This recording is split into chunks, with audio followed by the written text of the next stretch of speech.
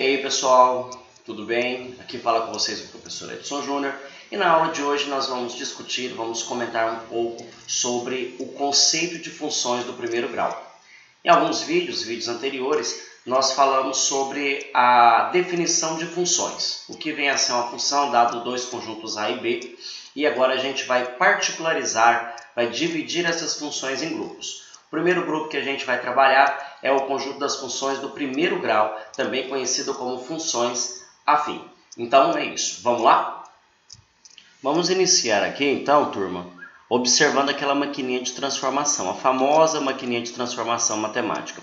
Eu coloquei aqui num gráfico, num desenho para vocês, em um círculo que diz o seguinte: a cada número que eu colocar aqui nessa setinha aqui, que eu colocar aqui dentro dessa máquina, ele vai sair aqui sofrendo uma determinada transformação, que é o que a gente conhece na matemática como regra, ou como sendo também a lei de formação dessa regra. Por exemplo, se eu colocar o número 10, ele vai ter que triplicar e vai somar 4 unidades. Então, daí, o triplo de 10 é 3 vezes 10, que é 30, mais 4, 34. Então, pessoal, relembrando a definição de função, dependendo do número que eu coloco aqui na entrada, vai sair um determinado número aqui. Ou seja, o 10 seria o nosso domínio da função, faz parte do conjunto domínio, e o número 34 é a imagem desse número 10, ou seja, ele faz parte do conjunto imagem. Coloquei outro exemplo aqui para a gente trabalhar, agora com o número inteiro negativo. Devemos triplicar e somar 4 unidades. O triplo de menos 14, somado com 4 unidades, vai dar 38 negativo. Se a gente coloca o número 12, o triplo de 12, que é 36, mais 4 vão dar 40. Então, dependendo do número de entrada, eu vou ter um determinado número de saída. Se eu colocasse um número x, então, ou seja, um valor genérico, o que aconteceria com esse x? Quem sairia aqui? Vamos ver. O triplo de x é 3 vezes o valor do x. Somado 4 unidades, então vai ficar 3x mais 4. Essa expressão que nós montamos aqui é a expressão que foi dada a partir de um valor desconhecido. Essa parte de vermelho é o que a gente chama de função da nossa questão. No caso, a gente vai observar que essa função é chamada de função do primeiro grau. Então, olha aqui, pessoal, se a gente colocar o diagrama aqui desta forma, a gente vai observar que os números de entrada estão do lado esquerdo, os números de saída aqui do lado direito, e a gente consegue fazer uma relação entre eles. A pergunta que eu digo para vocês agora é: quem depende de quem? Isso. O número de entrada depende do de saída ou são os números de saída que dependem do número de entrada? Bem, é bem claro que os números de saída dependem dos números de entrada, porque são de acordo com os números que eu coloco aqui, que a gente chama de x, esses números de entrada, que vai sair um número aqui, que normalmente a gente chama de y. Daí, a gente pode escrever, né? A gente pode criar até uma fórmula. Ó, o número de saída, que é a variável dependente, ela é dada, ou seja, é igual a 3 vezes x mais 4. Logo, a fórmula é y é igual a 3x mais 4, correto? Então, fiquem bem atentos com relação a essa informação. Sempre o número de saída, que é a variável dependente, ela vai ficar aqui antes da igualdade, correto? No lugar desse y.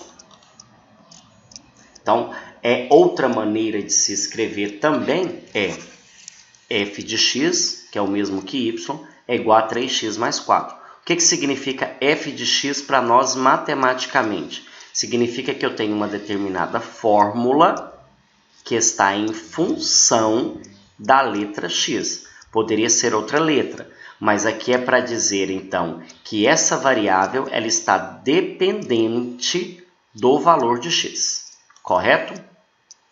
Daí a gente pode definir o que vem a ser uma função afim, depois dessa observação, depois dessa revisão básica do que vem a ser uma variável dependente e uma variável independente.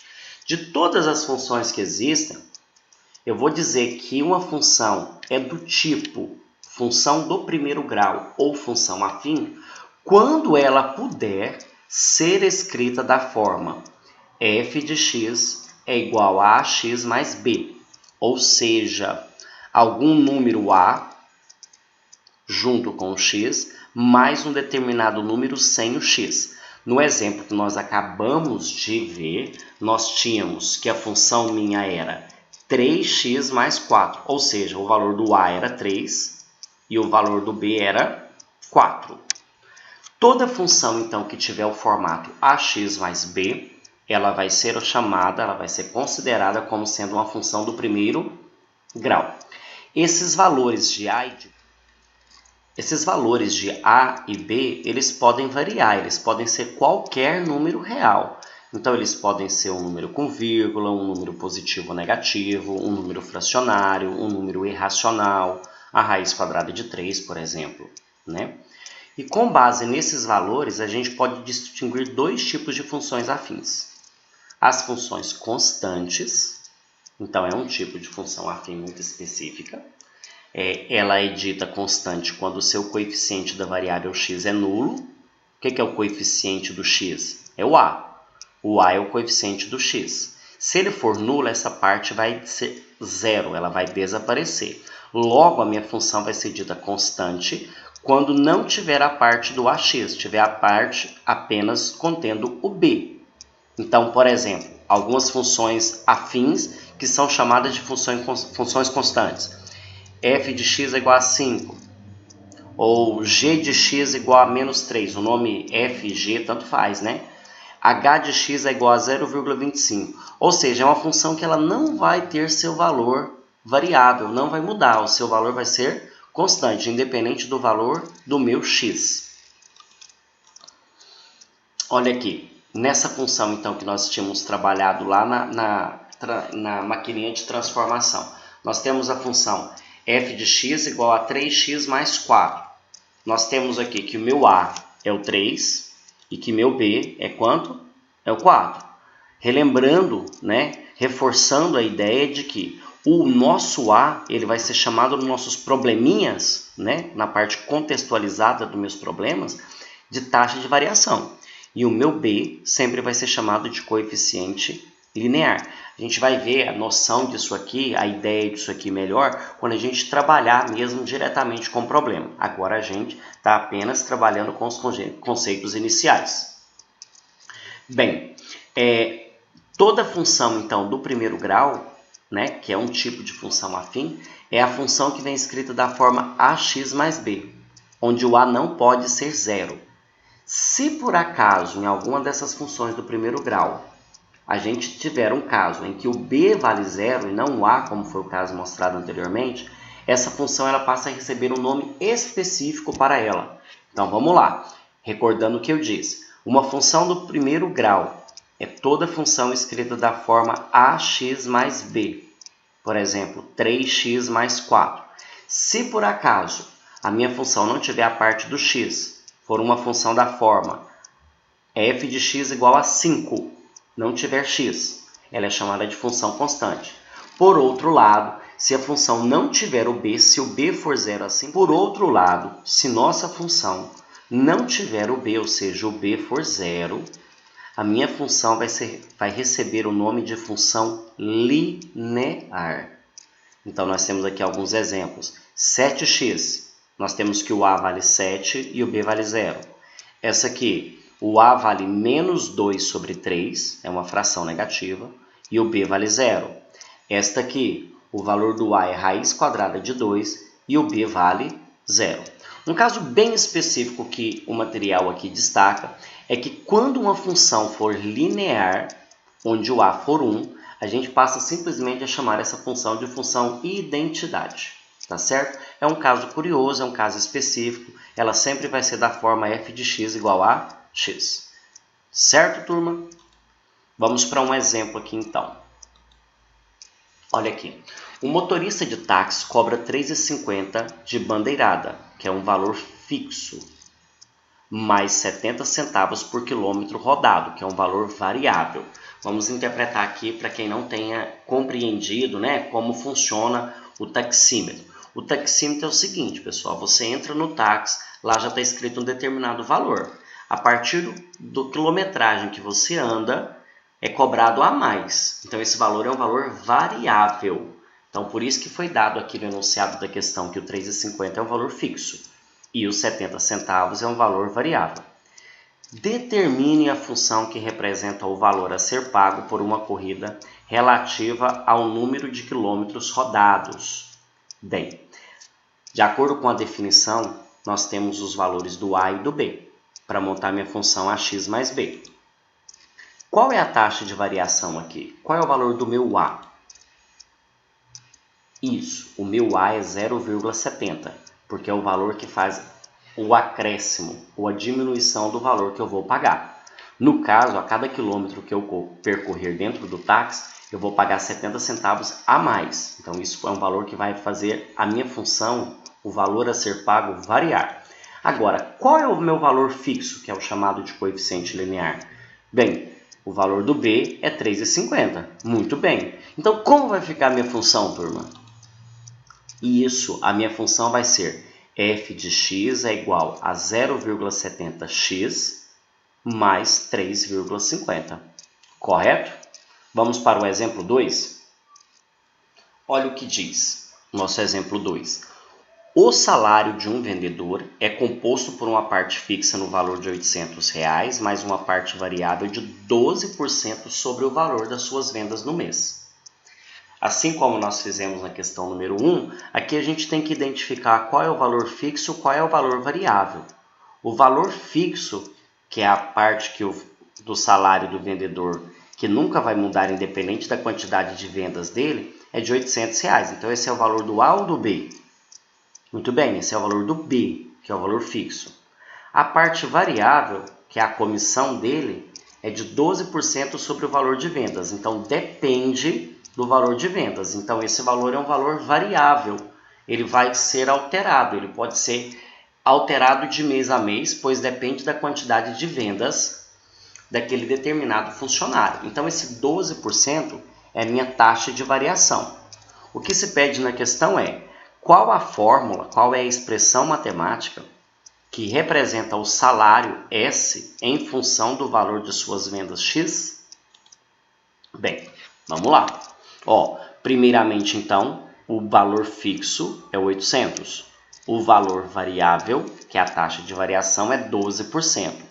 Nunca se escreve 12% em uma função.